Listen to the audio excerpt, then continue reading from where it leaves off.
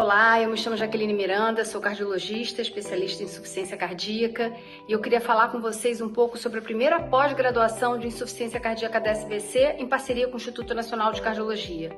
Ela vai acontecer agora em 2023 e eu tenho um prazer enorme de dividir essa coordenação com o Dr. Fernando Bacal e com a doutora Fabiana Marcondes, grandes nomes da ciência cardíaca no nosso país. O programa será composto de aulas 100% EAD, mas com encontros periódicos para fóruns de retirada de dúvidas e um extenso material didático para estudo dirigido. Muito importante, está previsto visitas em centros de especialidade em todo o país, para quem tiver interesse adicional. Esse curso é sim para médicos cardiologistas que terminaram sua residência ou especialização e que tem um interesse especial em insuficiência cardíaca, mas é também para egressos de cursos de clínica médica, de cursos de geriatria. Por quê? Porque o curso é amplo, vai desde a fisiopatologia até o tratamento da insuficiência cardíaca mais avançada. Nessa pós-graduação teremos a possibilidade de abordar os principais tópicos da insuficiência cardíaca, desde os aspectos básicos, genéticos, moleculares, bioquímicos, até a aplicação dos grandes estudos clínicos que temos observado. Os professores com larga experiência do Brasil inteiro foram selecionados pela sua expertise na área, por serem professores, publicarem na área de insuficiência cardíaca e estarem acostumados com a educação médica continuada da insuficiência cardíaca. Uma doença prevalente, muito comum a todos, portanto, conhecer melhor os aspectos conceituais de diagnóstico e de tratamento implicará, sem dúvida nenhuma, na possibilidade de oferecer aos nossos pacientes desfechos clínicos melhores. Conto com todos no nosso curso de pós-graduação Lato Sensu, SBC, Instituto Nacional de Cardiologia.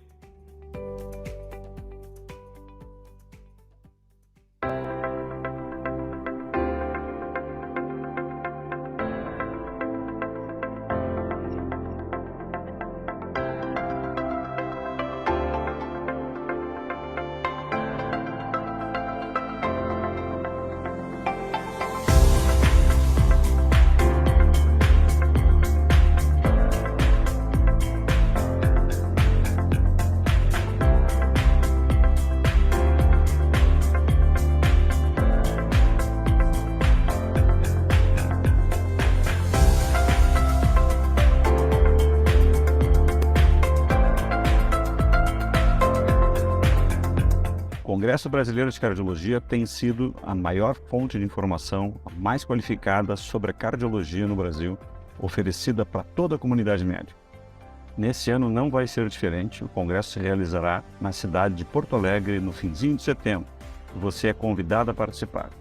A comissão científica é formada por diversos profissionais qualificados do Brasil que estão se dedicando diuturnamente a prover para você, a oferecer para cada um de nós a melhor experiência educacional e de relacionamento durante o Congresso. Venha participar. Porto Alegre espera por você. Venham para Porto Alegre, que eu prometo que vocês vão gostar do Congresso e vão gostar das atividades que nós estamos preparando para recebê-los.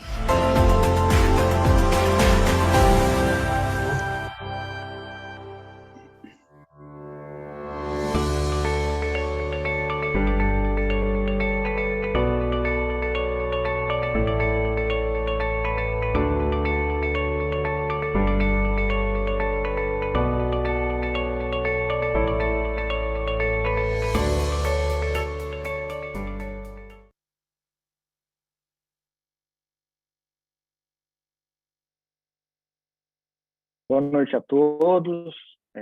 Em nome da Sociedade Brasileira de Cardiologia, eu quero agradecer a presença de todos os colegas cardiologistas e de outras áreas, de outras especialidades que estão conectados.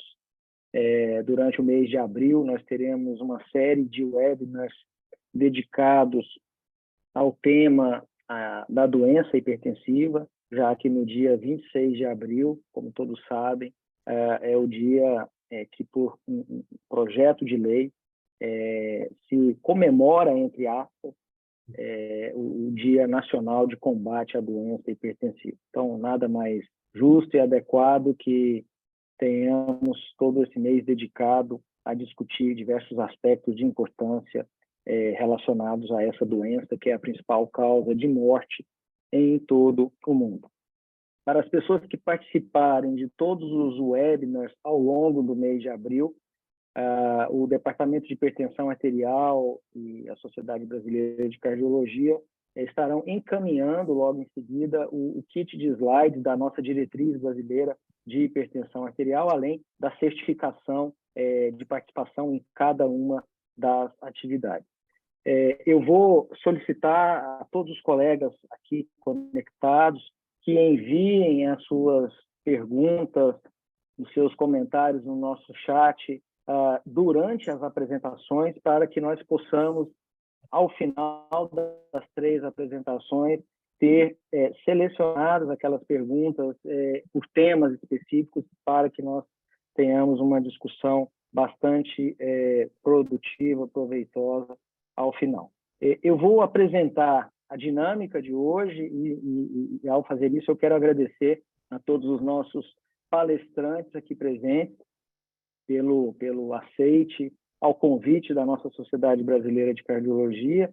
E o tema central da nossa atividade passa pelos métodos diagnósticos na hipertensão arterial, e é um tema que faz todo sentido que seja o primeiro desses 4 encontros que nós teremos no mês de abril, e também porque, justamente nesse momento, muitos dos que estão aqui presentes estão participando, coordenando a diretriz de medidas de pressão arterial, que será brevemente publicada, e que trata justamente dos métodos que falaremos hoje. Então, a primeira abordagem será do professor Wilson Nadruz, que é professor associado de cardiologia da Faculdade de Ciências Médicas da Unicamp, é coordenador do ambulatório de hipertensão arterial do Hospital das Clínicas da Unicamp e é pós-doutor pela Harvard Medical School.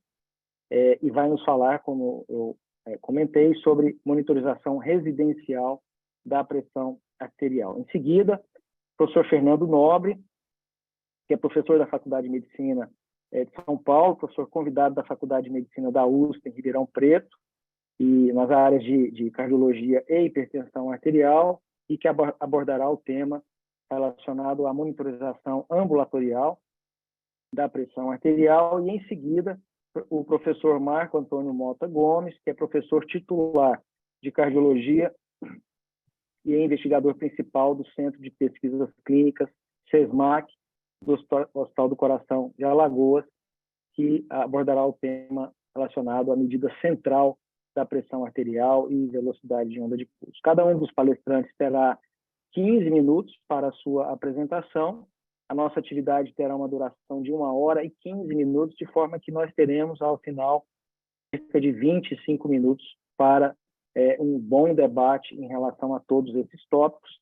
E para a promoção desse debate, nós temos aqui presente também o professor Fábio Argenta, que é presidente da Sociedade Brasileira de Cardiologia do Mato Grosso, a gestão atual, é preceptor da residência médica de Clínica Médica e Cardiologia do Hospital Santa Rosa de Cuiabá, e o professor Mário Fritz Toros Neves, que é professor da UERJ, da Universidade Estadual do Rio de Janeiro, diretor da Faculdade de Medicina dessa mesma instituição, coordenador da Clínica de Hipertensão e Doenças Metabólicas e pesquisador CNPq e FAPERJ. De forma que, para não avançarmos mais no tempo, eu vou, então, passar a palavra ao meu querido amigo Wilson Nadruz, que trará a primeira apresentação.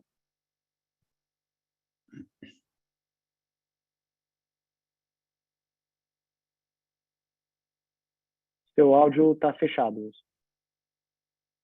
Vou compartilhar aqui minha tela, eu só queria ver se vocês estarão vendo a apresentação, tá bom? Vocês estão vendo aí? Está visível. Tá perfeito. Maravilha. Então, vou começar. Então, em primeiro lugar, agradeço imensamente aí o convite da SBC. É um prazer e um privilégio estar aqui participando desse evento, desse webinar, especialmente com pessoas tão distintas aí, grandes amigos aí nessa composição dessa mesa. Então, o tema que coube a mim hoje é a monitorização residencial da pressão arterial. Eu declaro que eu não tenho nenhum conflito de interesse para essa apresentação. E, para começar, eu queria trazer a gente situar, né, qual é a hipertensão do ponto de vista de saúde pública, né? Qual é o problema que ela traz? Na verdade, o que as evidências epidemiológicas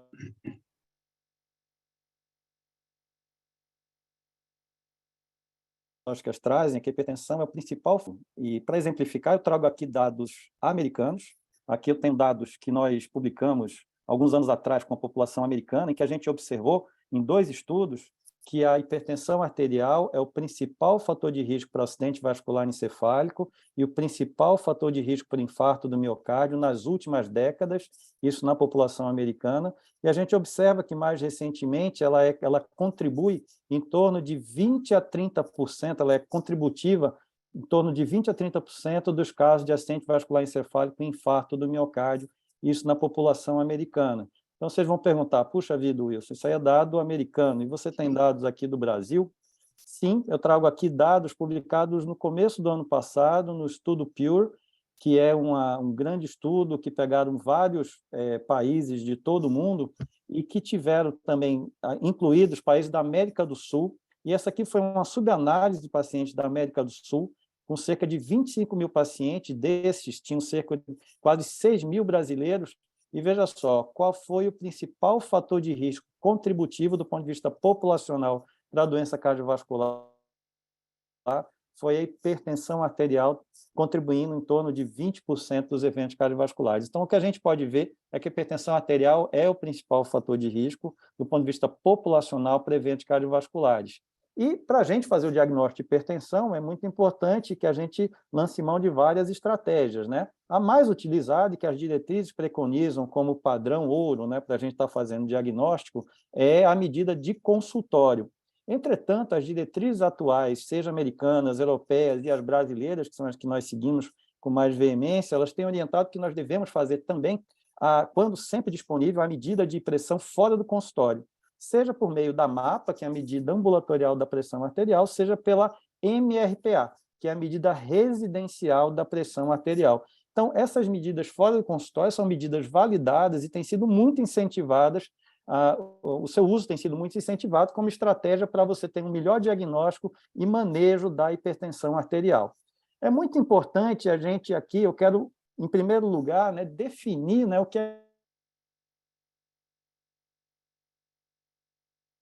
seria a MRPA, que é que eu vou falar hoje. A média de todas as medidas de pressão arterial realizadas com um monitor validado, calibrado, automático, que são realizadas do 2º ao 5º dia. Então, o paciente leva esse aparelho para casa, ele mede no primeiro dia ele despreza essas primeiras medidas, e do 2º ao 5º dia, ele então vai fazer a média dessas medidas. Como que são feitas essas medidas? Ele vai fazer leituras de manhã e à noite, realizadas em um ambiente silencioso, após 3 minutos de repouso, com o paciente sentado e com as costas e os braços apoiados. São, em média, realizadas 3 leituras pela manhã, 3 leituras à noite, do 2º ao 5º dia, ou seja, durante 4 dias seguidos. Isso vai dar, em média, cerca de 24 medidas, e com essas medidas, o valor médio, a gente vai chamar esse valor, o valor médio da MRPA. Quais as vantagens da MRPA? Se a gente pegar as nossas diretrizes atuais, então eu vou botar aqui, se vocês olharem à direita, a gente tem as vantagens e as desvantagens da MRPA, à esquerda as vantagens e desvantagens da MAPA. Então, eu vou falar um pouco da MRPA. Quais as vantagens? É um exame de baixo custo e que seria mais amplamente disponível.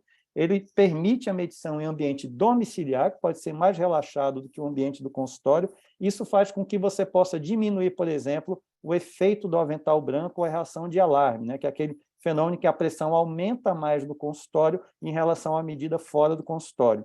Esse exame também permite avaliar a variabilidade da pressão durante dias distintos, e também ela promove o maior envolvimento do paciente na medição da pressão arterial, consequentemente levando também a maior adesão ao tratamento. Então, veja só, o fato de ele fazer mais medidas dentro de casa faz com que ele fique mais focado no tratamento, e isso aumenta a sua adesão e o maior envolvimento no seu controle da pressão arterial. Quais as desvantagens desse exame? Ele permite a medida da pressão arterial somente em repouso, diferente da MAPA, né, que faz durante a medida de 24 horas, o indivíduo pode fazer durante a atividade diária, mas vou deixar isso para o Fernando, ele é que vai falar. pode ter também potencial erro na medição, então o paciente tem que estar muito bem orientado como fazer, porque é ele que vai fazer, vai acionar, né, a medida, ele é que vai estar fazendo sozinho em casa, ou um acompanhante que vai estar fazendo isso para ele, e uma outra desvantagem é que não tem leitura noturna. Uma coisa muito importante é que a gente tem que diferenciar que a MRPA não é a mesma coisa que a AMPA. A AMPA é a automedida da pressão arterial. Qual é a diferença, né? Primeiro, elas não são coisas iguais, né? E o que é a AMPA? A AMPA ela é realizada com equipamento automático do próprio paciente e que não obedece a nenhum protocolo pré-estabelecido. As medidas são realizadas aleatoriamente e feitas por decisão do próprio paciente ou até a pedido médico, mas, mais importante, ela não tem um protocolo bem definido, como eu falei, que era para MRPA. E o aparelho não é o aparelho fornecido, né, pelo médico, que é o caso habitual da MRPA também. Então, não confundir MRPA com AMPA. E quais são os valores de referência? Então, esse aqui, para falar um pouquinho dos valores de referência, eu trago uma historinha rápida, né?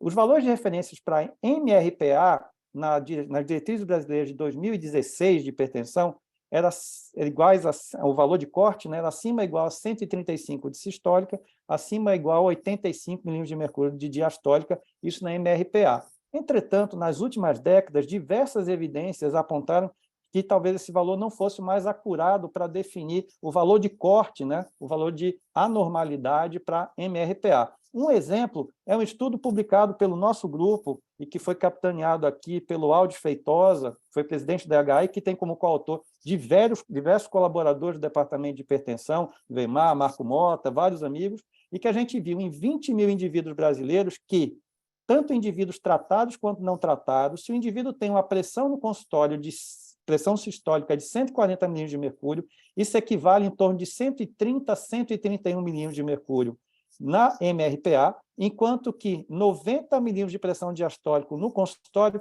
corresponde a cerca de 82 milímetros de mercúrio na MRPA. Vejam, esses valores são muito mais baixos do que 135 por 85, que era o preconizado. E, em consonância com essas nossas observações, isso aqui é um estudo baseado em desfechos clínicos, no caso aqui, eventos cardiovasculares, mostrando que uma pressão no consultório de 140 por 90 tem um risco similar a uma pressão equivalente a 131, 132 de sistólica na MRPA e 82 de diastólica na MRPA. Veja só, esses valores aqui são muito próximos daqueles que nós encontramos naquela correlação no estudo brasileiro. E vejam, são valores mais baixos do que 135 por 85. Com base nisso, a nossa diretriz modificou o ponto de corte da MRPA de 135 por 85 para 130 por 80, foi uma das grandes mudanças disruptivas dessa nossa diretriz atual. E qual o impacto disso, né, do ponto de vista de prevalência dos fenótipos? A gente sabe que se a gente combinar a medida de pressão no consultório e fora do consultório, a gente pode ter vários fenótipos, como, por exemplo, a normotensão, que é a pressão normal dentro e fora do consultório, a hipertensão do avental branco, que é a pressão elevada no consultório e normal fora dele, a hipertensão mascarada, que é a pressão normal no consultório e elevada fora dele, e a hipertensão sustentada, que é quando está elevada, tento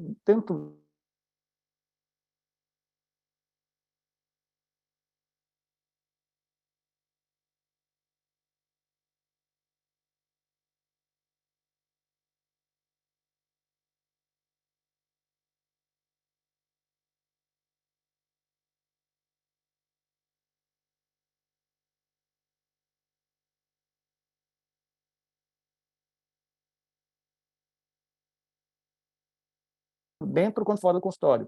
Se a gente consultório, mas modificar o ponto de corte da estudo que a gente avaliou mais de 40 mil pessoas, né, também aqui no Brasil, em que a gente viu esse resultado a partir da mudança dos pontos de corte. E que a gente pode observar, né, que com esse novo ponto de corte a gente vai ter muito mais indivíduo com hipertensão sustentada ou com hipertensão mascarada, o que pode, em parte, justificar ainda o grande risco residual que a gente observa associado à hipertensão arterial no nosso país.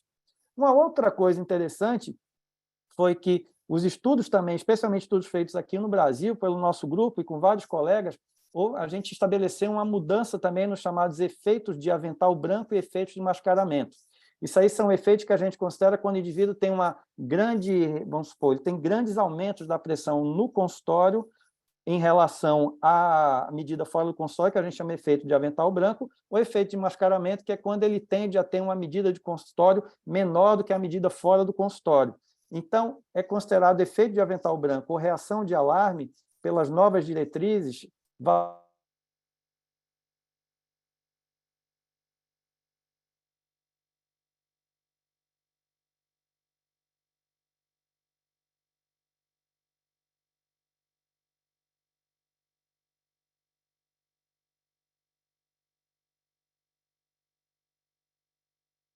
valores de pressão, diferença, né, entre a pressão cisímetros ou a diferença na pressão metros, significativo. Um grande desafio, pessoal, na prática clínica, é a gente tentar descobrir qual é o indivíduo que dentro do consultório seria mais candidato a ser portador, por exemplo, de hipertensão do avental branco e hipertensão mascarada. Uma das coisas que nós temos observado é que os indivíduos que têm hipertensão sistólica isolada no consultório ou hipertensão diastólica isolada no consultório, eles têm maior risco de ter hipertensão do avental branco. Então, as novas diretrizes, elas também recomendam que se o indivíduo tiver hipertensão sistólica isolada ou diastólica isolada no consultório, esse seria um indivíduo de maior risco em ter hipertensão do avental branco. Isso aqui também foi um estudo nosso com mais de 20 mil pessoas com MRPA, mostrando que se o indivíduo tem hipertensão sistólica isolada ou diastólica isolada, independente se ele é tratado ou não tratado com medicação hipertensiva, ele tem de 2 a 4 vezes mais risco de ter hipertensão do avental branco do que quem tem uma hipertensão cistodiastólica no consultório. Por outro lado, um outro desafio é a gente também tentar descobrir quem é que tem maior risco para hipertensão mascarada. Então, vejam só, esse aqui foi um estudo que a gente publicou agora, em 2023, faz parte da tese do Marco Antônio, lá de Recife, e também faz parte do nosso grupo do DHA, que publicou isso aqui. A gente avaliou cerca de 22 mil indivíduos, e a gente viu que, se você considerar um score de risco que a gente construiu com base em medidas simples, como idade, sexo,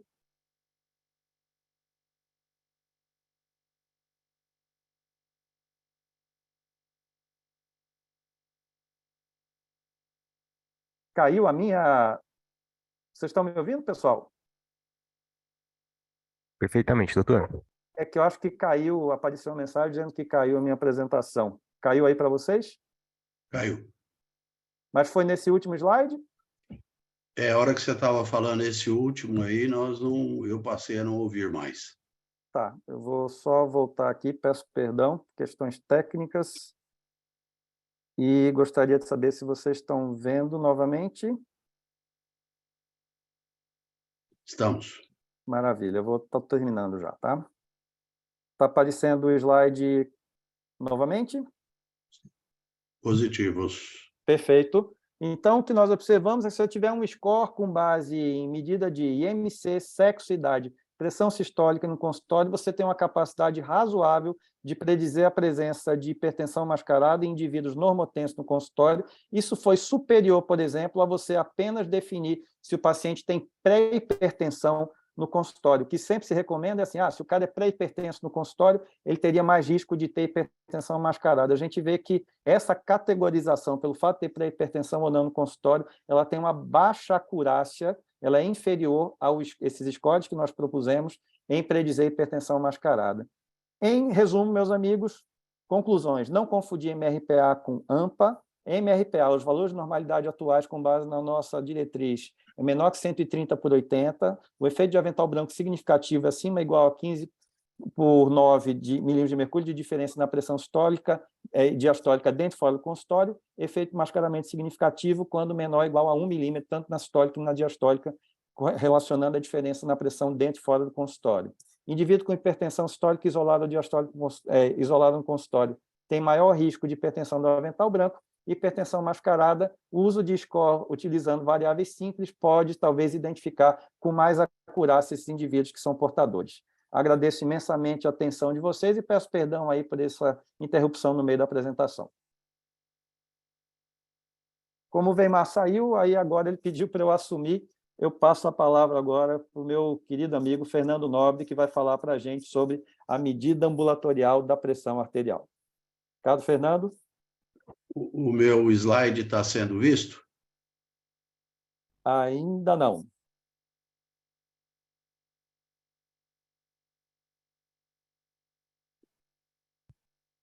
Vamos lá. A apresentação é essa. E agora nós vamos fazer aqui um share screen. Agora sim? Está aparecendo o seu computador, ainda Doutor, não a... pode abrir a apresentação agora, doutor? Já estamos vendo a sua tela. Está aberto. Perfeitamente. Isso. Modo apresentação, por gentileza.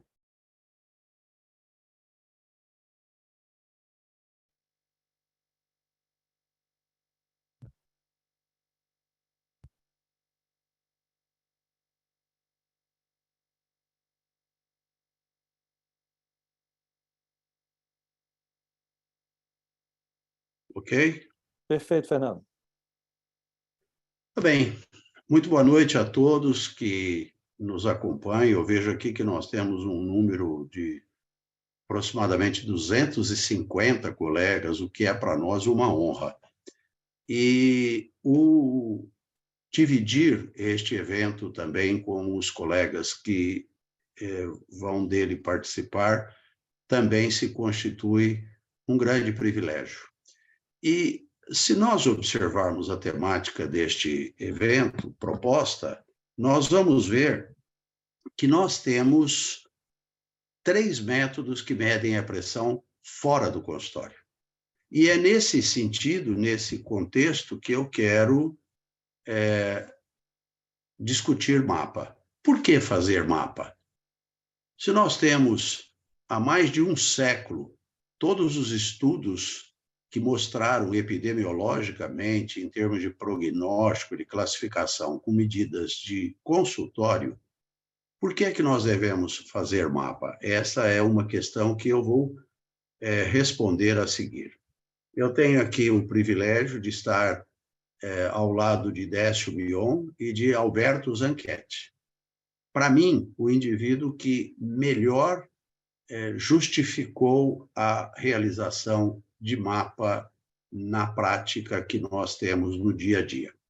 E ele diz assim, nessa sua publicação, que, de fato, é algo paradoxal que uma condição clínica, tal como a hipertensão arterial, a qual é definida em termos de valores de pressão somente, possa ser diagnosticada com base em poucas e ocasionais medidas de pressão e que o tratamento proposto para toda a vida seja baseado nessas tomadas de alguns poucos minutos. Isto é o que justifica, ao meu ver, a forma de fazer monitorização e a sua necessidade, a sua aplicação e as suas vantagens. E isso está muito claramente definido aqui nesse aspecto que eu mostro a vocês. Nós temos essa característica aqui de alguns aspectos que são de conhecimento de bioestatística e que são sensibilidade e especificidade. A sensibilidade é aquela capacidade que um teste tem de diagnosticar, de definir os verdadeiramente positivos para aquela doença pesquisada.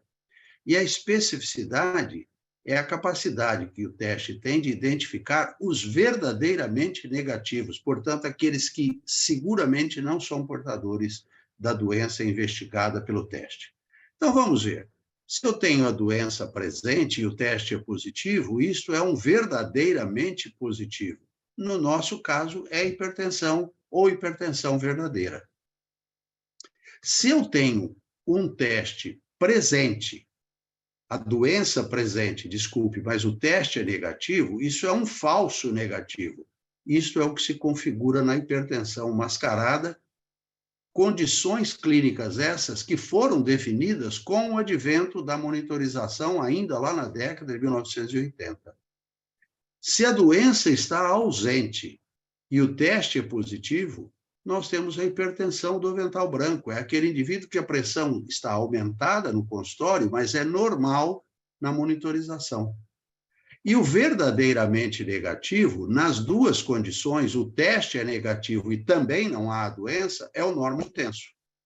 Então, as 4 grandes categorias que nós estabelecemos sempre em relação ao teste, estão aqui definidas com essas características naquilo que nós identificamos com monitorização e medida de consultório.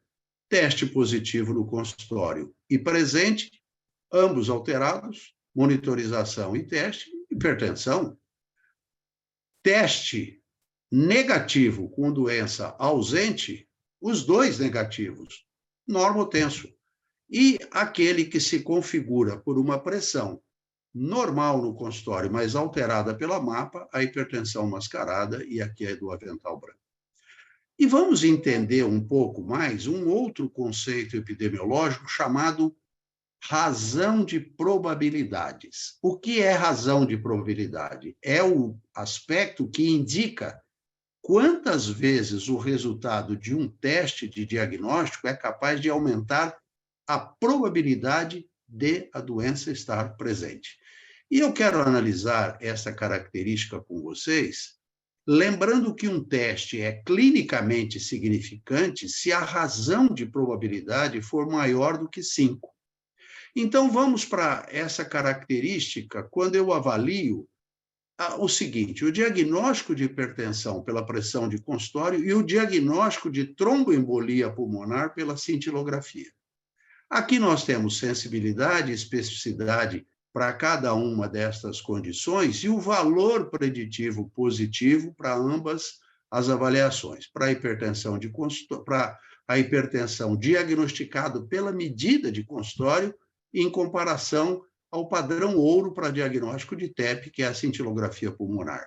A razão de probabilidades, veja, o diagnóstico de hipertensão só pela pressão de consultório varia de 1,6 a 4,6. Relembrando que eu acabo de mostrar que um teste é clinicamente relevante, confiável e pode ser isoladamente usado com segurança se essa razão de probabilidade for pelo menos maior do que 5. Muito bem. Aqui apareceu uma... Vocês estão vendo alguma coisa aqui diferente? Não, né? Bom, então, dados esses aspectos, vamos ver o que nós temos acrescendo aos diagnósticos prováveis dos vários tipos de comportamento quando eu utilizo a MAPA. Então, observem o seguinte: aqui estão as indicações deste método, de acordo lá com as diretrizes publicadas pela última vez em 2018, que já foi antecipada aqui pelo Weimar, que se configuraria numa nova versão de uma diretriz de medida de pressão envolvendo todos os métodos possíveis, inclusive os 3 discutidos nesta nossa noite de discussões desses aspectos. Identifica o fenômeno do avental branco, ou o efeito, a hipertensão do avental branco em pacientes não tratados, a pseudohipertensão resistente devido ao efeito, a identificação do fenômeno da hipertensão mascarada, a hipertensão em pacientes tratados com pressão controlada e indícios de persistência ou progressão de lesão em órgão-alvo, quer dizer, é uma condição que o indivíduo está aparentemente pelas medidas de consultório controlado, mas quando nós vamos ver, a monitorização não reflete este mesmo comportamento. Identificar a hipertensão verdadeira, verdadeiramente resistente, avaliar sintomas, avaliar disfunção autonômica. E nós ainda podemos ter as utilidades deste método, que aqui está. Diagnóstico de pré-hipertensão, sem lesão de órgão-alvo, avaliação da episódica, hipertensão durante o sono, lembrar que é o único método capaz de avaliar a pressão neste momento peculiar, importante em termos de diagnóstico, porque configura um tipo de hipertensão até agora não conhecido e não definido, que é a hipertensão durante o sono, não é? Ou avaliar estas variações entre vigília e sono, como nós veremos mais a seguir. Nós veremos que ela é capaz nas crianças, nas grávidas e assim por diante. E limitações deste método. Isto está nas diretrizes, está na nossa diretriz, foi citado agora na apresentação que nós vimos do professor Wilson Nadruz, e eu quero discutir dois aspectos, custo e desconforto. Braços com dificuldade de ajuste do manguito, quando não é possível ajustar, não pode fazer o exame. Essa é uma limitação que vale para qualquer exame. O indivíduo que tem uma circunferência abdominal, um peso excessivo, não pode fazer ressonância magnética. Indivíduos que não têm uma boa janela acústica não pode fazer eco, e assim por diante, né? As arritmias, como a fibrilação atrial, já não se configuram mais como uma limitação, porque há aparelhos que são capazes, pela sua estrutura de software, de avaliar a pressão nessas condições. E a disponibilidade limitada nos serviços também gradativamente está sendo hoje amplamente discutida e avaliada. Então, eu quero discutir esses dois aspectos. Esse é um estudo que nós publicamos em 1998, quando nós estávamos numa fase de aprovação do método e identificação dele em nosso serviço. E vejam, nós fizemos aqui nenhum desconforto, conforto médio e extremo, e aqui, sim ou não, nessa última coluna. Vejam que durante o dia, se eu tomar nenhum incômodo e um incômodo médio tolerado, isto representa mais de 70% dos indivíduos. Numa avaliação muito bem estruturada, num questionário que cruzava as respostas para ter certeza de que elas eram corretas, durante a noite, 80% dos indivíduos, nesta avaliação, com mais de 3.000 exames realizados, durante o trabalho, durante o sono. E aí, a pergunta final que definia é se o indivíduo repetiria ou não o exame. 70% deles, nesse estudo, mostraram ou definiram que repetiria. Estes aspectos dependem fundamentalmente do bom nível de orientação, do equipamento usado, da informação adequada ao paciente, mas mostrar que esse, gradativamente, não é mais um aspecto de limitação. Esse estudo é emblemático no sentido de avaliação de custo, e depois dele outros foram feitos mais recentemente, utilizando as cadeias de Markov, mas eu quero mostrar esse que é clássico. Nos indivíduos que usaram a monitorização, mais indivíduos do grupo, de aproximadamente 400 pessoas, ficaram sem medicamento. Isso se explica pela presença de hipertensão do avental branco, que até esse momento, e naquela época também, não tinha ainda indicação para tratamento medicamentoso, salvo em condições muito especiais. Múltiplas drogas, pelo efeito de avental branco, a cada vez que esses indivíduos mediam a pressão no consultório e ela se encontrava alterada, aumentava-se medicamento, e isso foi muito mais frequente quando se usou a medida de consultório do que quando utilizou a MAPA. Mas é preciso ver os custos disso. Então, vejam, quando eu faço a medida de consultório, quando eu utilizo medicamentos, quando eu utilizo o MAPA, e o total de investimento em cada uma destas condições. Vejam, quando eu olho aqui para o custo com o médico, ele é maior quando se usa monitorização, menor quando se usa monitorização do que quando se usa pressão de consultório. O mesmo em relação a medicamentos. Óbvio que nesse grupo que não fez MAPA, só a MAPA tem o seu custo aqui estimado, mas no total, quando se soma todo o que se economizou mais o que se gastou, não dá uma diferença significativa, e nós temos um resultado da avaliação, até porque nós mostramos no começo isso, muito mais seguro, e essa diferença não foi significativa. Ganha-se o benefício do exame sem acrescer a ele custo, de modo que, quando isso é bem empregado, também não é uma limitação. Quais são as informações únicas que a MAPA nos oferece? Primeiro, a avaliação da pressão durante o sono, que é peculiar a ela, e quando eu avalio que à medida que a pressão durante o sono, repito, só avaliado por ela, ou durante as 24 horas, isso guarda uma relação direta que a gente pode ver aqui estabelecido entre mortalidade de acordo com a pressão de 24 horas e do sono. Isto, quando eu avalio a mortalidade à esquerda, total, eventos cardiovasculares à direita com comportamento entre agora a vigília e o sono. E vejam que quando há um comportamento da pressão que ela não só não cai como se deseja durante o sono, mas aumenta, é o pior prognóstico, tanto para eventos cardiovasculares como para a mortalidade total. Avaliação feita por esse exame.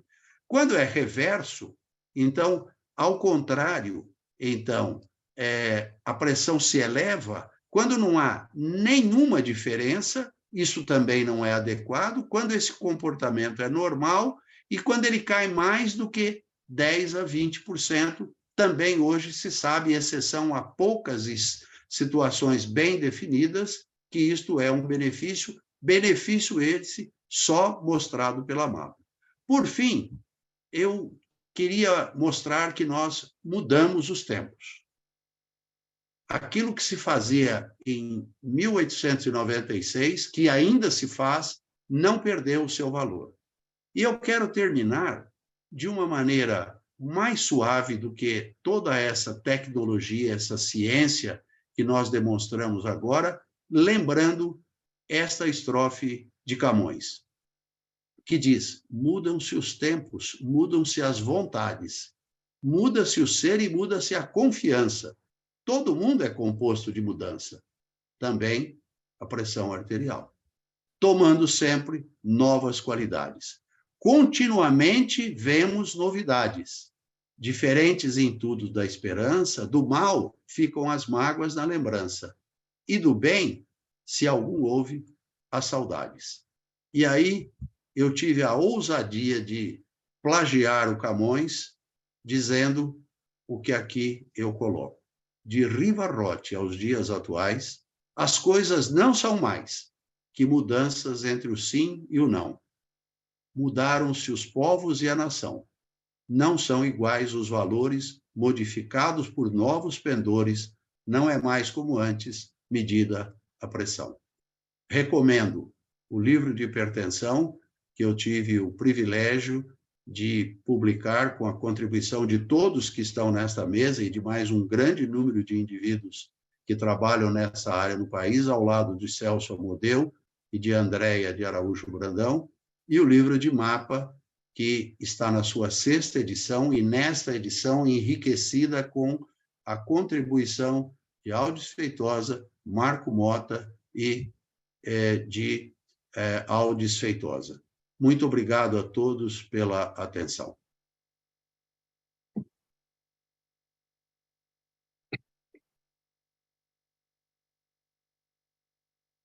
Querido Marco Mota, agora pode fazer sua apresentação.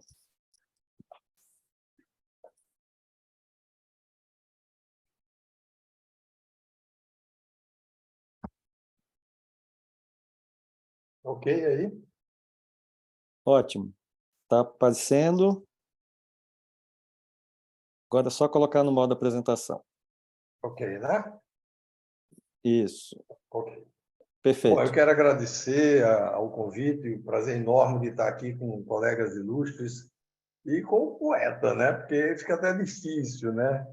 2 Camões juntos assim, e eu em seguida, fica complicado para mim. Fernando, você é um cara brilhante quando quer ser, de fato, o poeta que você é. Esses são os possíveis conflitos de interesse. E o tema que me coube foi avaliar um pouco essa questão, que parece ser nova, mas que não é, dos ditos parâmetros centrais, em especial a medida da pressão central. Como pano de fundo, eu diria que o diagnóstico da hipertensão deve ser feito pela correta medida da pressão arterial, utilizando para isso equipamentos validados e calibrados. Por que eu começo com isso? Recentemente saiu uma bela diretriz, que, na verdade, é um chamamento à ação das 13 sociedades internacionais que cuidam do tratamento da hipertensão. Estamos comemorando agora, em abril, no Brasil também, essa data, dizendo que a forma como deve ser diagnosticada a hipertensão arterial é aquela comum de medir a pressão dentro do consultório. Portanto, devemos fazer isso de uma forma bem feita, embora saibamos que é necessário medir a pressão também fora. É o que veio acontecer com a chegada da MAPA, da MRPA e também da AMPA, que foi um pouco o tema do meu colega Wilson Nadruz, que mostra que melhora muito a qualidade do diagnóstico. Conhecimentos recentes indicam que avaliar a pressão em outro local, não apenas na periferia, mas na raiz da aorta. Claro que quando eu falo raiz da aorta, eu falo assim de uma forma imaginativa, porque a gente sabe que isso só seria possível de forma invasiva, colocando-se um catéter na raiz da aorta. Então, são as formas indiretas, e isso que tem acontecido pode oferecer informações adicionais àquelas que já são fornecidas pela medida da pressão periférica. Algumas barreiras ainda separam esses conhecimentos já produzidos, pressão periférica, 150 anos ou 130 anos de conhecimento epidemiológico, daqueles a produzir com a medida central da pressão arterial. Fernando tratou muito elegantemente da questão da MAPA, e a MAPA iniciou um novo momento, né? A construção de um conhecimento derivado das informações dos parâmetros centrais. Eu me refiro à avaliação de MAPA com pressão central de 24 horas. A gente sabe que esses marcadores, especialmente o mais robusto em termos de enrijecimento vascular, que é a velocidade de onda de pulso, ele, para ser feito de uma forma elegante, com o registro, o tempo de distância, o carotídeo femoral. No entanto, na prática, vai ser difícil a gente chegar com essa informação. Para isso, a gente vai precisar que outras ferramentas, e aí a MAPA aparece bem, porque mesmo o registro ouro é feito com os equipamentos mais modernos que existem, são registros muito pontuais. Você não pode ver o que acontece na dinâmica das 24 horas. E olhar para além desse fenômeno periférico da pressão arterial, acontece hoje de uma forma bem robusta. Em termos de equipamentos e médicos, o Brasil, de métodos, o Brasil já conta com essa informação de MAPA com pressão central de 24 horas de uma forma elegante, que chegou ao Brasil através de um outro fabricante, com um software austríaco, que foi da Mobiograph. Nós tivemos o prazer de iniciar o trabalho com esse método no Brasil, mas a gente tem que imaginar que esse método não pode apenas ser utilizado como medida de 24 horas, porque isso talvez o custo-benefício seja um pouco questionável. Então, esse mesmo método que a gente trabalha como pressão central de 24 horas pode ser, na prática clínica habitual, ser utilizado como medidas aleatórias e a medida tripla, que eu acredito que é essa que vem crescendo muito. Aí vocês podem me perguntar, mas para que a gente fazer MAPA com pressão central de 24 horas e avaliar a pressão central?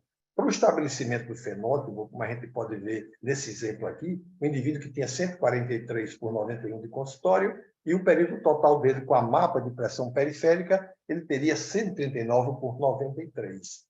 No entanto, quando você realiza a MAPA com a pressão central de 24 horas, você tem a seu dispor outros elementos que são ofertados no mesmo exame, que são a velocidade de onda de pulso, o Augmentation Index e a própria pressão sistólica medida na raiz da aorta. Então, a identificação do comportamento da pressão arterial, pressão periférica. Mas se eu tenho já essa informação com relação ao que está acontecendo em termos de resistência e de envelhecimento vascular, isso vai ser um aporte interessante para que eu faça o segmento do meu paciente. Isso foi mostrado e seguramente é efetivo. O estudo SPARP não deu uma resposta categórica, porque quando se avaliou o desfecho foi igual, quando o foco foi tratar parâmetros centrais, no caso aqui, a velocidade do onda de pulso. No entanto, duas coisas chamou a atenção. Quando se tratou o paciente, olhando a questão da velocidade de onda de pulso, o marcador de rigidez, e não a pressão periférica, você conseguiu reduzir mais a pressão sistólica, nesse gráfico aqui do meio, e o aumento da velocidade de onda de pulso não teve significância estatística, mostrando que a intervenção farmacológica foi capaz de retardar o processo de envelhecimento vascular. Eu quero chamar a atenção para esse diagnóstico, que é realmente apontado nas nossas diretrizes, nas diretrizes internacionais, para o uso correto da MAPA com avaliação da pressão central de 24 horas. Uma situação que é considerada uma condição heterogênea, por quê? O hipertenso sistólico isolado jovem se explica pela amplitude da onda de ejeção, pela baixa resistência periférica e retardo da onda de retorno. É o espúrio, aquele paciente que chega no consultório jovem com pressão sistólica isolada, com um fenótipo de idoso, ou pela diminuição da elasticidade dos vasos, já pode ser doente, no caso de envelhecimento precoce, e no caso teríamos o paciente hipertenso sistólico isolado, mesmo jovem, com a hipertensão verdadeira, ou ambas as coisas, necessitando tirar ou separar a questão do joio do trigo.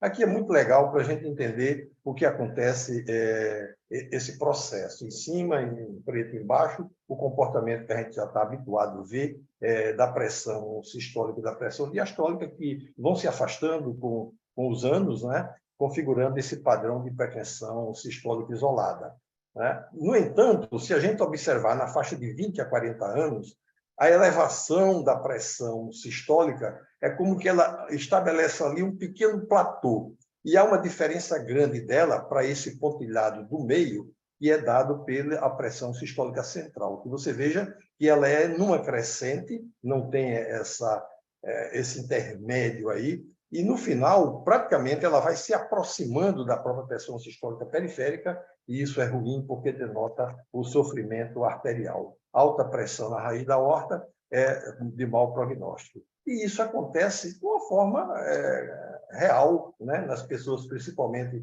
que têm excesso de peso, mexe com a questão do sal, mexe com a resistência periférica, aumenta a rigidez, e você pode ter, mesmo nessa faixa jovem, a dita hipertensão sistólica isolada do jovem, e no caso aqui, por esse mecanismo, sendo verdadeira. Onde é que entra a informação da mapa com pressão central de 24 horas? Aqui, no estabelecimento do fenótipo verdadeiro. Vejam que aqui à esquerda você tem um trabalho muito comentado, um trabalho italiano, a população de 354 indivíduos, 34 normotensos observados. Veja à esquerda os normotensos, à direita os hipertensos diastólicos, os hipertensos verdadeiros, e ao meio os hipertensos sistólicos, que têm pressão central normal e pressão central alterada. Considerando o valor menor do que 120 à esquerda e em torno de 125 à direita.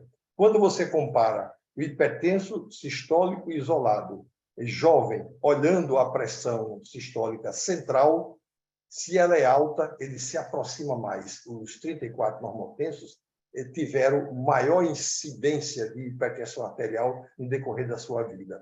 Então, essa informação consegue separar o joio do trigo e aparece como uma indicação muito boa para avaliar a mapa com a pressão central de 24 horas. E aqui, nessa configuração, fica bem mais claro. Se o paciente tem uma pressão de consultório maior do que 140 e uma diastólica menor do que 90, ele deve medir a pressão fora, com mapa ou com a pressão de casa, né? Se essa medida for normal, quer dizer, entre 135 e 85, possivelmente ele tem avental branco, e aí você deve seguir. Se tem lesão em órgão-alvo, esse paciente já merece alguma atenção. No entanto, se esse paciente tem a pressão fora, pela mapa ou pela whole blood pressure normal, você deve medir a pressão central. Porque se a pressão central for alta, ele vai ter possivelmente um prognóstico pior, e onde pode ser até configurado a necessidade de você fazer uma abordagem de tratamento farmacológico. Aqui a contribuição do nosso grupo com análise de pressão central de 24 horas, é um consórcio internacional que o nosso grupo participou, e aqui se viu para uma coisa interessante, é uma confusão com relação à forma de trabalho com duas configurações diferentes para estabelecer os valores de normalidade, C2 e C1, e esse trabalho feito com 130.804 medições mostrou para a gente que talvez os valores melhores para ser considerado usando C2 seria 135 milímetros de mercúrio, com C1 120. Veja que essa pressão é diferente. Aqui à direita o comportamento da pressão central, à esquerda da pressão periférica. O comportamento nas 24 horas é completamente diferente. A sensação é de que a pressão central ela não adormece com o corpo. A pressão periférica, o mergulho é importante e frequentemente alterado também pela frequência cardíaca um pouco mais baixa. Não acontece isso com os parâmetros centrais. Análise também desse banco de dados mostrou a importância de olhar mapa com pressão central de 24 horas, quando se olha massa e hipertrofia do ventrículo esquerdo. Um outro trabalho que mostrou a correlação dessas pressões de 24 horas com as pressões de consultório, foi um trabalho feito também pelo nosso grupo, mostra que tanto para a pressão central como o Augmentation Index, a correlação é baixa. No entanto, quando a gente mede a pressão no consultório, na função triplo PWA, e avalia a de 24 horas, a correlação é quase que perfeita, isso dizendo para a gente que talvez a gente possa utilizar para a medida de consultório, não a mapa de 24 horas, mas as medidas nessa função triplo PWA.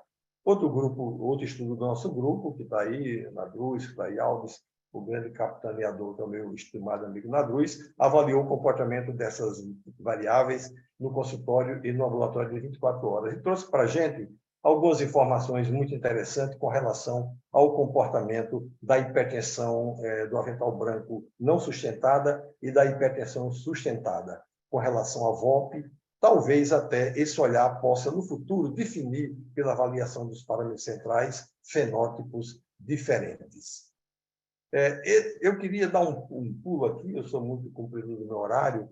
Quando eu falo em mapa com pressão central de 24 horas, tem essa informação última, que foi feita pelo Bomboni, quando ele analisou o que estava acontecendo com relação a esses parâmetros escolhidos de 24 horas, ele nos diz uma coisa interessante: ainda existe uma escassez de estudo de prognóstico, capaz de apoiar o valor preditivo da VOP nas 24 horas, e a precisão dessas medidas ainda é marcadamente variável entre os diferentes dispositivos. Esse é o grande problema.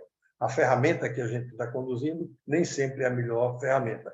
E há uma consequente falta de interoperabilidade entre eles, o que afeta a generalização do resultado dos estudos. Em conclusão, para que essa hemodinâmica de 24 horas, que o mapa, pressão central, VOP, Augmentation Index, possa, de fato, chegar à rotina clínica, é preciso uma comprovação do valor prognóstico agregado, o estabelecimento de valores de referência, que atualmente só estão disponíveis para medição de consultório, e nosso grupo produziu aqui para o Brasil essas informações que estão lá na diretriz para a medida de pressão central, de VOP, de Augmentation Index, considerando sexo, idade e a presença e ausência de fatores de risco.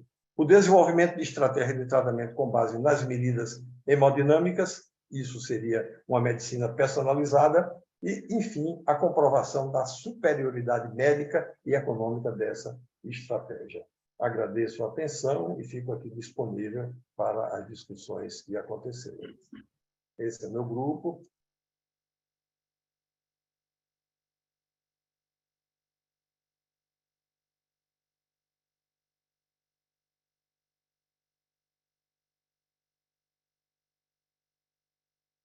Excelente, Marco. Brilhante aula. O Weimar teve que sair, então eu vou estar agora assumindo a coordenação. E, sem delongas, eu já convido os nossos amigos Fábio Argenta e Mário Fritz para estarem aí iniciando os debates. Vocês estão me ouvindo bem?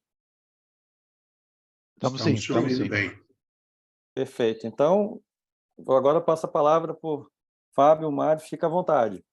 Vocês começarem a fazer o debate e as perguntas. Depois a gente tem algumas perguntas no chat que eu vou estar fazendo vou estar trazendo para vocês, tá bom? Então vamos lá. Eu acho que estou até vendo aqui as perguntas, tem algumas perguntas da doutora Patrícia, uma inclusive para você, Wilson, Nadruz.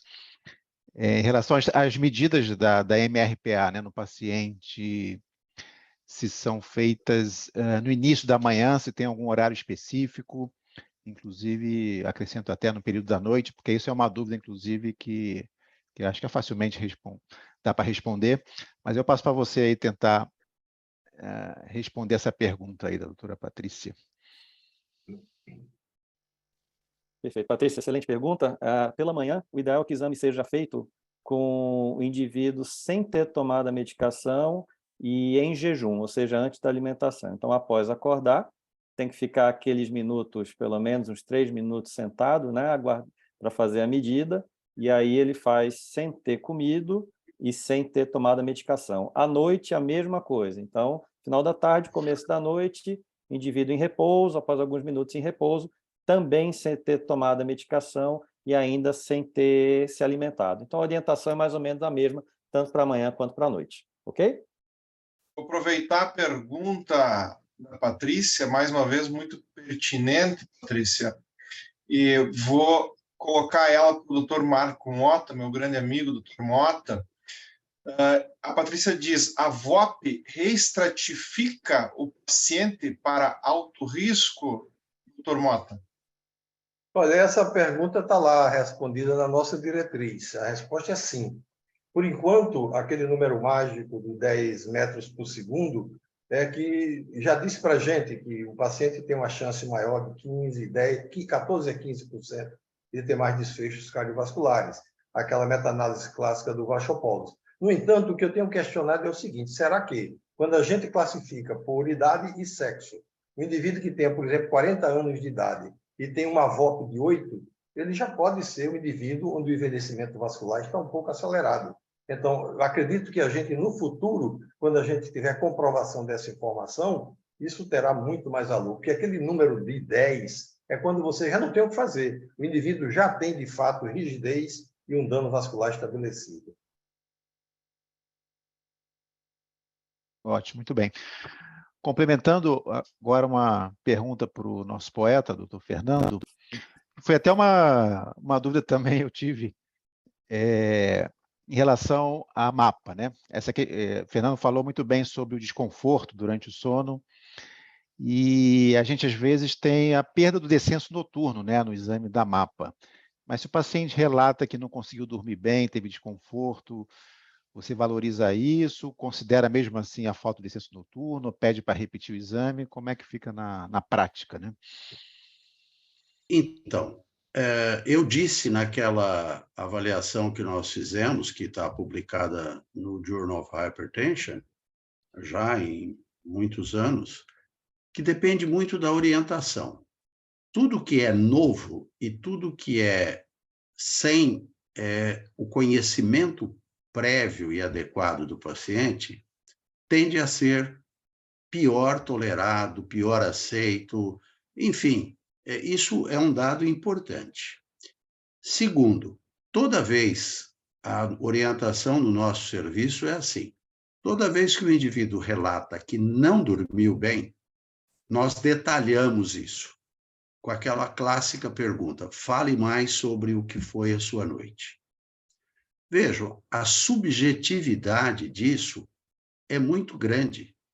O indivíduo que não acorda em nenhum dia, se ele acordar uma ou duas vezes, o que não vai mudar em absoluto a medida da pressão para ser não aceito como um descenso, ausente ou presente, enfim, para identificar o descenso, isto para ele foi a pior noite de sono da vida.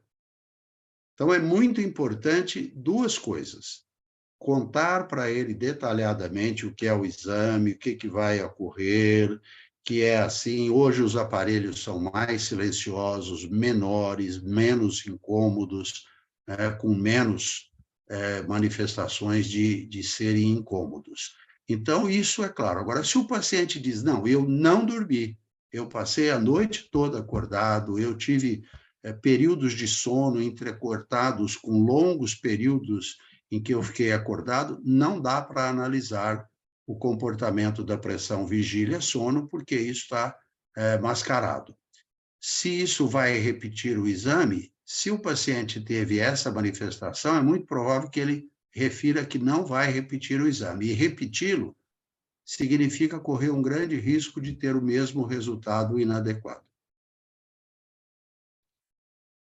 Marco Mota, a colega nos pergunta, bom, vamos lá, precisa tratar e precisa usar medicação para hipertensão arterial espúria, né, tendo em vista aí a utilização da VOP, né, quando feito o diagnóstico de que é espúria, né, enfim. Olha, a espúria tanto a espúria quanto a verdadeira, mudança no estilo de vida. No entanto, a verdadeira, algumas diretrizes começam a sugerir que talvez, eu mostrei uma delas aí, seja indicado a intervenção precoce. Mas, para não criar nenhuma confusão, eu diria que ainda não devemos tratar a hipertensão sistólica, nem a espúria e tampouco a verdadeira por enquanto. Perfeito. Doutor Nadruz, agora, novamente, sobre a hipertensão do jaleco branco, né? Se acha que na abordagem do paciente valeria a pena uma equipe multidisciplinar em relação à intensificação do tratamento desse paciente? Ótima pergunta. Na verdade, a hipertensão do avental branco, acho que é importante primeiro ver se o paciente está tomando medicação ou não. Tá? De maneira geral, assim, se o paciente não está tomando medicação, o fato de ele ter hipertensão do avental branco não estaria indicado, né, a instituição de terapêutica para ele, visto que fora do consultório a pressão é normal, embora a gente tenha que estar ciente que no indivíduo que não toma medicação, o paciente com hipertensão do avental branco tem um risco intermediário entre a normotensão e a hipertensão sustentada e hipertensão mascarada. Por quê? Ele tende, no futuro, a desenvolver mais hipertensão sustentada e ele costuma ter também um risco cardiovascular maior. Então, esse paciente com hipertensão do avental branco ele tem que ser mais monitorado na prática clínica, fazendo provavelmente mais exames fora do consultório, com mais frequência, que pode ser que vá depois ele ter um diagnóstico de hipertensão sustentada e aí ele vai ter que ser tratado. Mas enquanto ele estiver com hipertensão do avental branco, ele não necessita de tratamento farmacológico. No indivíduo com tratamento farmacológico, a presença de hipertensão do avental branco também não indica mudança no tratamento terapêutico. E uma coisa que é curiosíssima, o indivíduo com hipertensão do avental branco em tratamento tem um risco cardiovascular similar ao indivíduo com hipertensão controlada, ou seja, com pressão normal dentro e fora do consultório. Então, existe uma diferença de prognóstico quando o indivíduo é tratado ou não e tem hipertensão do avental branco. Mas, de maneira geral, você não precisa mudar o tratamento medicamentoso, a intervenção medicamentosa, mas, logicamente, o acompanhamento com equipe multidisciplinar, vendo esse paciente de perto, especialmente quando ele não toma medicação, é fundamental, porque ele costuma ter um risco cardiovascular maior e maior chance de evoluir com hipertensão sustentada. Eu posso acrescentar aqui uma informação agora bastante recente, de indivíduos com hipertensão do avental branco com lesão de órgão-alvo, indicando que a hipertensão do avental branco nestes indivíduos, ela pode se sustentar durante um período de tempo maior fora do consultório, capaz de determinar lesão. Então, há um estudo relativamente recente que demonstrou que se esses indivíduos com hipertensão do avental branco tiverem desenvolvendo ou desenvolveram hipertrofia ventricular esquerda, algum grau de alteração da função renal, ectasia de aorta, aumento de átrio esquerdo, que são manifestações anatômicas e funcionais da história natural da hipertensão, nós estaríamos autorizados e até obrigados a tratar esses indivíduos. Mas eu acho que o Wilson foi muito feliz ao dizer que, de modo geral, esses indivíduos não devem receber tratamento medicamentoso. Eu acho que isso é um aspecto que precisa ficar. E a única indicação para MAPA ou MRPA anual. Em nenhuma outra circunstância você vai achar de quanto em quanto tempo você deve fazer, porque esses indivíduos estarão, toda vez que medirem a pressão do consultório, uma vez que esse efeito pode ser minimizado, mas ele não desaparece, sempre vai estar com a pressão alta. E quando isso é verdadeiro? Só quando você tiver a monitorização que acompanhou a elevação observada no consultório e agora se alterou. Fernando Nobre, por gentileza, duas perguntas muito interessantes sobre a ausência do descenso noturno. Primeiro, se a medida das 24 horas está normal. Com a ausência de descenso noturno, eu preciso igual tratar? A outra não, faz uma só que eu vou esquecer a segunda. Pera lá. Beleza, mas é da mesma linha, já chegamos lá. Bom, vamos à primeira. A pressão de 24 horas é normal. e o indivíduo Exato. não tem descenso. Exato. Tem que Isso tratar. é uma condição assim, esse indivíduo tem um comportamento normal da pressão. Ele não pode ser definido como hipertenso ou apenas se referir a ele como ele tendo uma ausência do descenso, que aí pode ser de diversos tipos. Prognóstico dos indivíduos normotensos, com comportamento normal, esse é o paciente do exemplo, que não tem descenso, tem pior prognóstico. Mas a gente não tem o que fazer com esses indivíduos. Não há nenhum estudo, até onde eu conheça da literatura, que diga que esses indivíduos precisam ser tratados. Wilson e Marco, se tiverem uma informação adicional, por favor. Mas a informação que eu tenho é essa, o prognóstico é pior, mas a gente não tem o que fazer. De acordo. A outra qual é, Fábio? Na mesma questão da ausência do descenso noturno na MAPA, ela pode indicar apneia obstrutiva do sono e o que eu devo investigar, enfim, nessa ausência de descenso noturno na MAPA? Apneia do sono contribui para uma elevação da pressão durante o sono. E, sobretudo, quando você fala em ausência, você pode ter o mesmo valor no sono e na vigília. Isso é ausência. Quando você fala em ausência, você pode ter uma pressão que sobe durante a noite. É um descenso reverso. Isso é pior. Quanto mais alterado ele for, pior será. Né? Então, vai depender muito disso. E a apneia do sono precisa ser investigada inicialmente com os questionários tradicionais e clássicos que se faz clinicamente, né? E mostrar que esses indivíduos têm características que podem sugerir apneia e buscar, por meio de diagnóstico mais específicos, com métodos de diagnóstico, polissonografia, por exemplo. Ok. Agora para o Marco Mota, e sem dúvida nenhuma é o nosso brasileiro que tem mais experiência aí com essa medida de pressão central. Então, a pergunta interessante, se existe variabilidade do valor do envelhecimento vascular em função dos valores pressóricos, né? Então, por exemplo, no mesmo indivíduo, com a inferência de uma idade vascular normal, quando a pressão está normal, e envelhecimento vascular, se os valores pressóricos estão aumentados, se altera essa avaliação. Olha, isso é uma coisa difícil de você responder, porque você pode estar diante de um paciente que está submetido, por exemplo, a um tratamento medicamentoso, né? Esse paciente tem, imaginemos, uma VOLP de 9 metros por segundo, e você vai acompanhando esse paciente, chega a 10 metros por segundo. Se você tratar ele bem, você pode fazer um reverso aí de meio metro, 1 metro por segundo, em 4, 6 meses. Então, isso pode ser sentido na prática, né? Agora, ainda é uma coisa muito inicial. Você saber, por exemplo, se essa sua intervenção é capaz de mudar o prognóstico dele. O que a gente quis mostrar ao apresentar o estudo SPARC.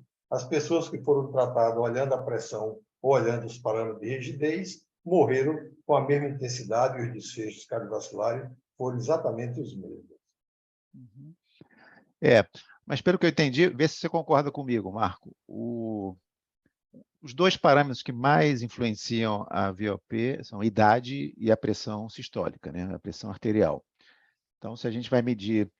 E o cálculo da idade vascular muito dependente da VOP, né? Ele calcula a idade vascular de acordo com a VOP. Se a gente vai medir no momento que a pressão está muito elevada, vai dar uma VOP também mais alta, e isso vai levar a uma medida de idade vascular mais baixa. Ou se naquele dia estiver mais controlada, é um valor mais baixo. Por isso que eu acho, como você falou, mais importante essa avaliação seriada, né? Não talvez no momento só, mas em diversos momentos para você ter uma ideia melhor, né? Oi, desculpa, Marco, pode falar. Não, pode falar, Fernando. Não, eu imaginei que essa pergunta fosse feita, ela até me suscitou agora o raciocínio, de que um dos parâmetros que se modifica com os valores gradativamente maiores e de forma direta, com a medida de pressão, por exemplo, casual ou pela mapa, é o nível de pressão. Se o indivíduo tem, de média de 24 horas, 168 por 100, que é uma elevação significativa, ele deve ter uma maior variabilidade do que se ele tiver uma pressão menor. Então, será que essa... não sei se esse foi a intenção da colega ou do colega que perguntou, mas me suscitou isso também. Um indivíduo que tenha uma pressão central maior, ele está sujeito a ter maior variabilidade do que o indivíduo que tem uma pressão menor, ou nesse mesmo indivíduo, se ele faz em duas circunstâncias, com a pressão não controlada e controlada, isso se modifica?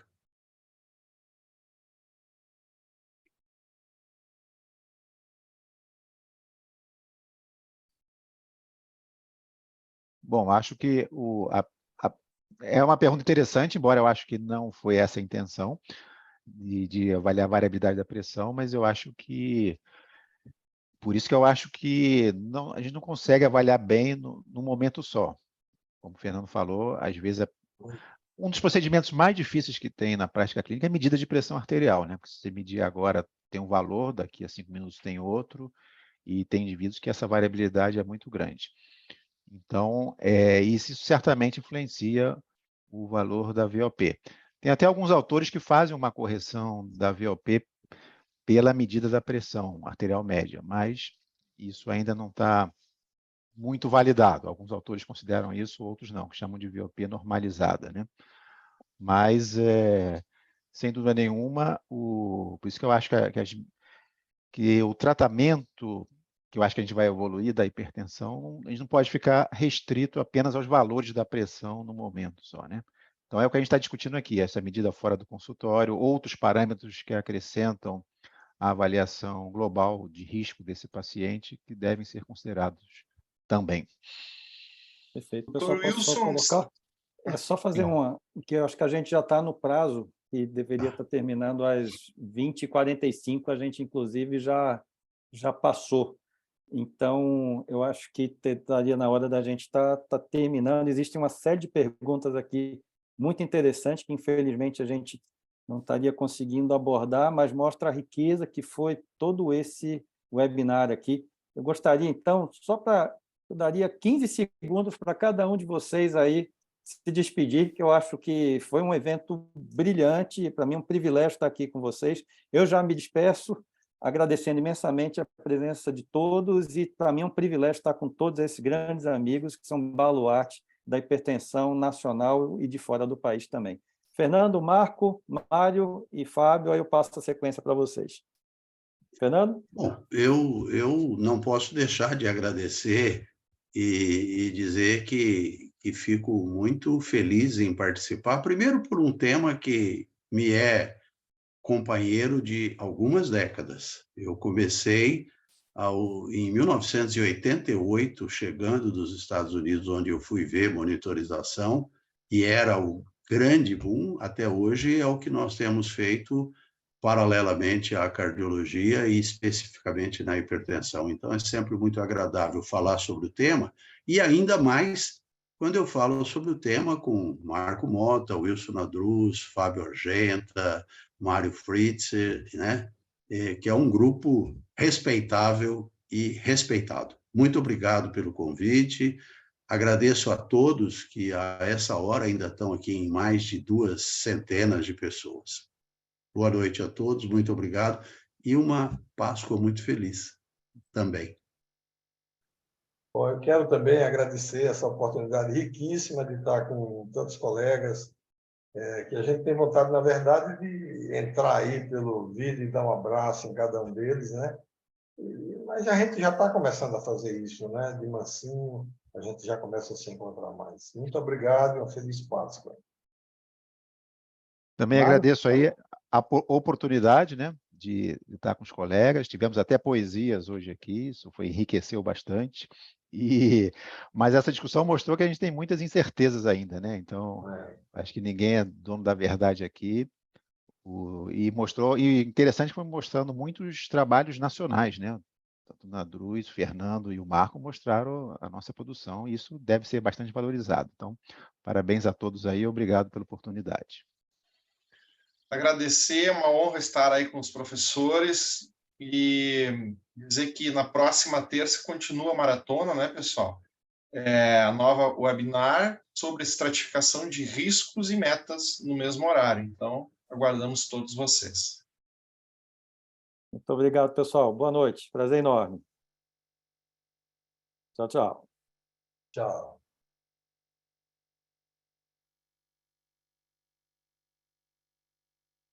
Olá, eu me chamo Jaqueline Miranda, sou cardiologista, especialista em insuficiência cardíaca, e eu queria falar com vocês um pouco sobre a primeira pós-graduação de insuficiência cardíaca da SBC em parceria com o Instituto Nacional de Cardiologia.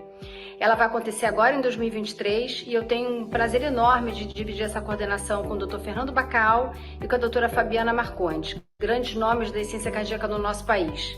O programa será composto de aulas 100% AED, mas com encontros periódicos para fóruns de retirada de dúvidas e um extenso material didático para estudo dirigido.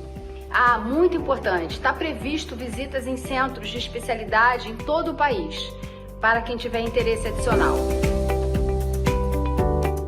Esse curso é sim para médicos cardiologistas que terminaram sua residência ou especialização e que tem um interesse especial em insuficiência cardíaca, mas é também para egressos de cursos de clínica médica, de cursos de geriatria.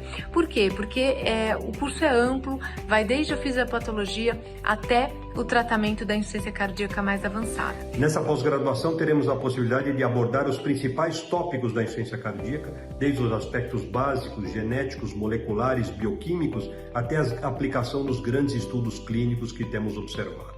Os professores com larga experiência do Brasil inteiro foram selecionados pela sua expertise na área, por serem professores, publicarem na área de insuficiência cardíaca e estarem acostumados com a educação médica continuada da insuficiência cardíaca.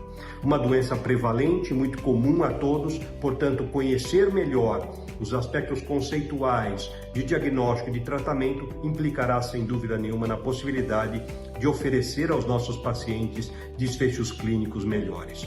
Conto com todos no nosso curso de pós-graduação Lato Sensu, SBC, Instituto Nacional de Cardiologia.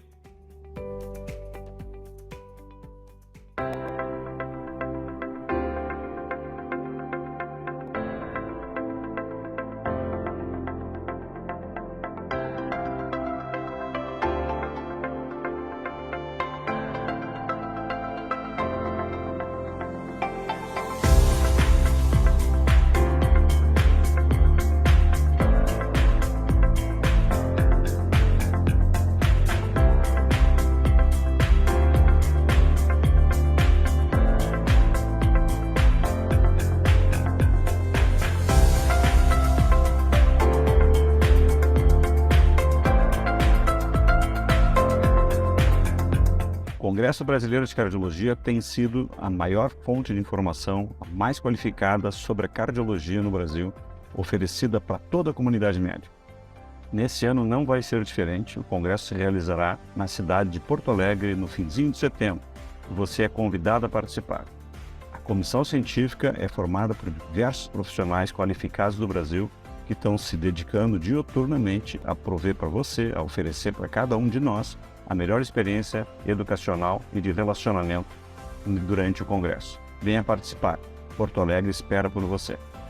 Venham para Porto Alegre, que eu prometo que vocês vão gostar do congresso e vão gostar das atividades que nós estamos preparando para recebê-los.